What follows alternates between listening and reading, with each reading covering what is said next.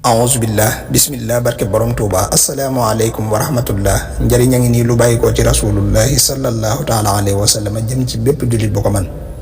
al imaamu az-Zuhri bokk ci taabiin yi di kàngam ci xam-xamu xadis nee na Seydina Anas radiyallahu taala anhu nee na yonent bi sallallahu taala alayhi wa sallam wax na ne képp ku wax lii ci bisub iid maanaam bisub tabaski wala kori njëkk muy julli tabaski wala njëkk muy julli korite laataa mu koy julli nga wax laa ilaha illallah wahdahu la sharika lah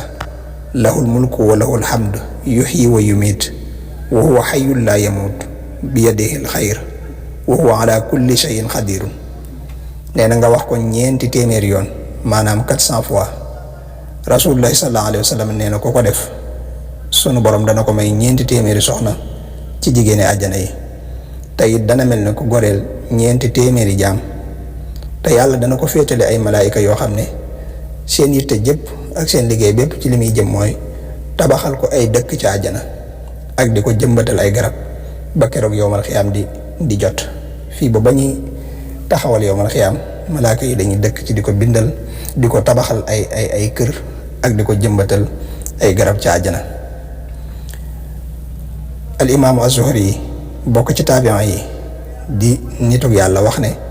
lii day diirub ba ma ko déggee ci Seydina Anas ak léegi bàyyiwuma ko dama cee sax di ko def Seydina Anas radiyallahu taala anhu di ab saxaabi yu wax ne moom it diirub mu dégg lii ci yonente bi sallallahu alayhi wa sallam bàyyiwu ko benn yoon saa bu it jotee njëkk muy julli ji dana ko def ñaar ñii nag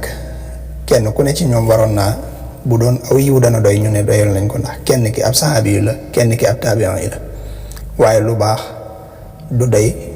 mukk ca fa ñu jëm muy ëllëg yowmal xiyaam moo tax ku xam lu baax du ko doyal yàlla na sunu borom defal tawféex defal nu ndimbal defal nu sutura te fekke loonu ko te nu def ko ni mu ko taamoo te sunu borom nangul nu ko te gërëm ko